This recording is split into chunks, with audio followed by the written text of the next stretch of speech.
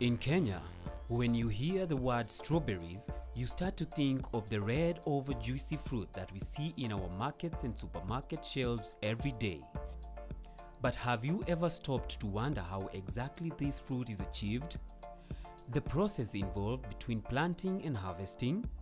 And what exactly the farmer does to ensure he or she gives you a delicious, healthy fruit? Just like many plants, strawberries can also be propagated in a nursery or directly seeded in a readily prepared farm. There are over 40 varieties of strawberries, but here in Kenya, the three main ones are Chandler, Pajaro, and Selva. Strawberries that are grown by Kenyan farmers are of three main varieties, and we talk of the Chandra F1 that we are propagating here. We have another Chandra, we call it Giant Chandra, and we have a Pajaro variety. They all differ with the fruits, the plant morphology, and also how big they grow in the field. Strawberry farming has huge income potential and can easily turn you from a job seeker to a job creator, or from an employee to an employer in less than a year. However, many farmers are not even aware that there is more than one variety in our country that one can mint on. He tells us it's easy to distinguish the different varieties of strawberries just by observing the leaf or the fruit of the plant. We have the strong leaf seedlings, whereby we call them the all-bearing, all season. When you look at the Chandra F1, it has a broader and a thick leaf compared to Pajaro variety. But when it comes to differentiating between the varieties, we differentiate well using the fruit. Since the Pajaro variety fruit is different from the Chandra fruit. The Chandra fruit has a hard cover, ngozi yake ni ngumu, compared to the Pajaro variety, which has a soft skin compared to the Chandra variety. The Giant Chandra, it produces a big sized fruit compared to even the Chandra F1. The breeders are breeding a strawberry which can give us big fruits. The only difference between the Chandra F1 and the Giant Chandra is when it comes to the number of fruits produced per stalk, or the number of fruits produced per plant per week, since we harvest weekly. In as much as strawberries are able to produce tasty fruits even under atrocious conditions, they prefer rich soil with a lot of compost and good drainage. Strawberries have shallow roots, so they don't need particularly deep soils. Mr. Benson plants strawberries when he is first establishing beds. These seedlings take 3 to 4 weeks to be transferred from a seedbed to the farm. He explains to us how he manages his seedlings, especially when the stalk starts to shoot up. In this bed, it can take 3 weeks, as you can see, but it can take up to 6 weeks, depending on the weather condition. Since even the regulated conditions in the greenhouse, you can have scenarios whereby we have heavy rainfall, or we have too much cold. So in case we have too much cold, in our greenhouse we add a shade net. We add a net from here. Now the net will regulate we'll put this greenhouse and the conditions will support this seedling growth. As you can see, it will produce stalks, and the stalks will come from this point here. And now the stalks are the one that will flower. And when the flowers blossom, the first time we pluck them off.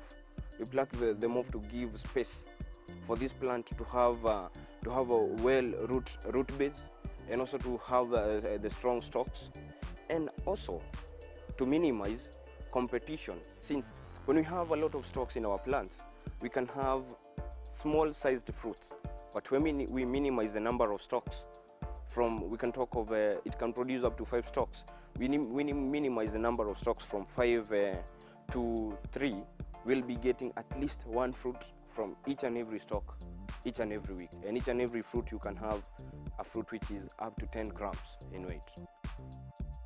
Mr. Benson agrees that strawberries are a staple crop in many gardens, both for their edible fruit and the ornamental appeal of their dainty white flowers and textured leaves.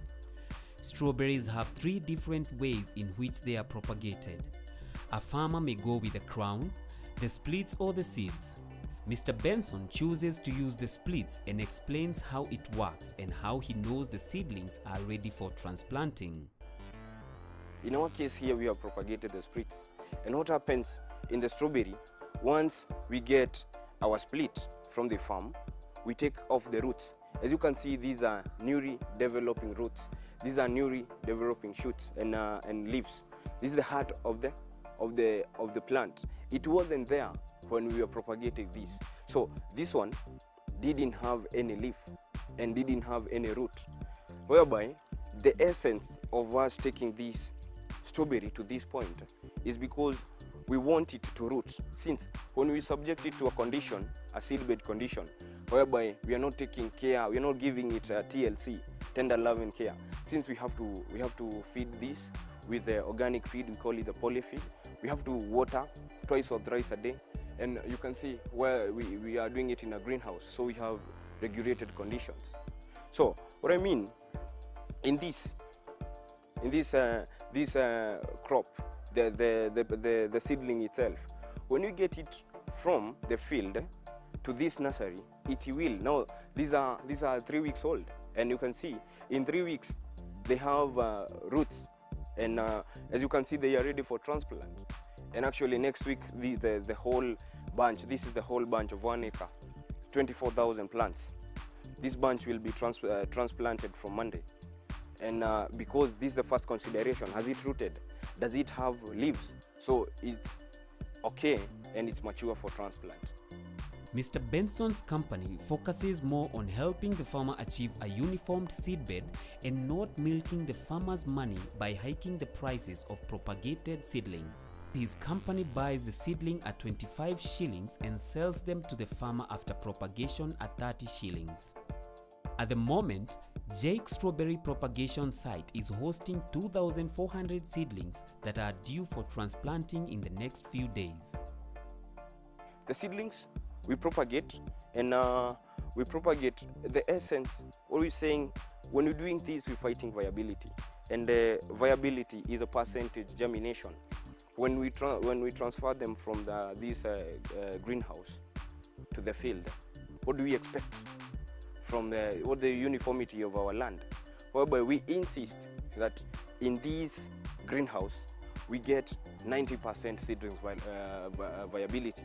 So as you can see, we have propagated more than 24,000, but to the farmer we are going to take 24,000 seedlings.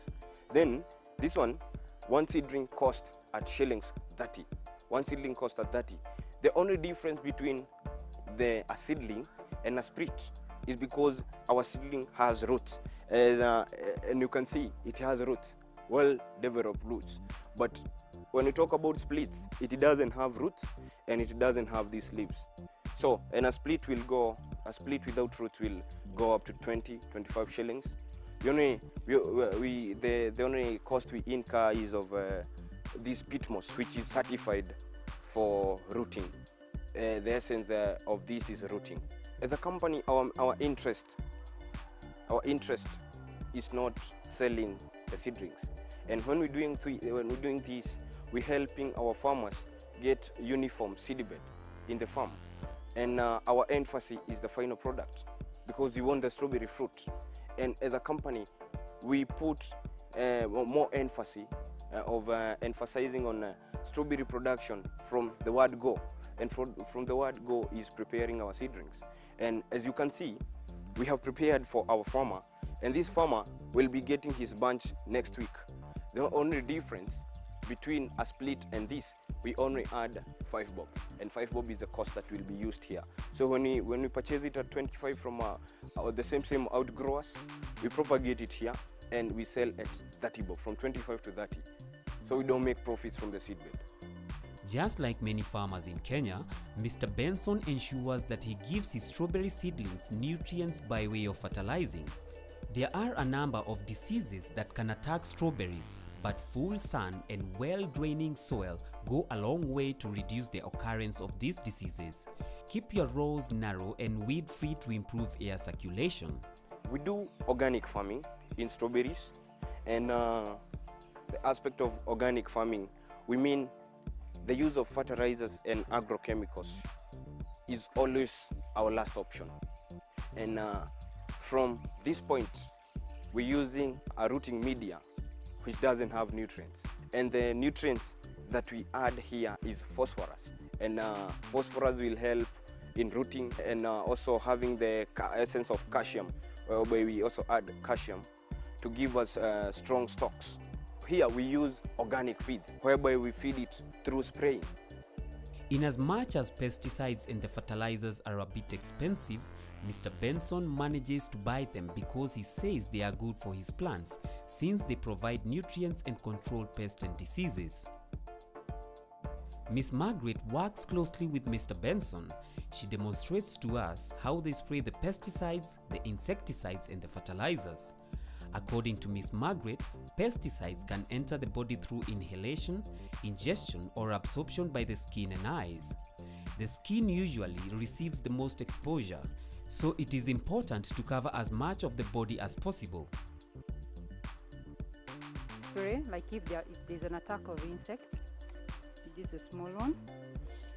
And then if you need to drench, we use the watering can, so that you make sure whatever you want out of the media is actually leaches out from udder. So we drench using a watering can. We take a short commercial break, but when we come back, we will talk to Miss Margaret, who will tell us more about the nursery.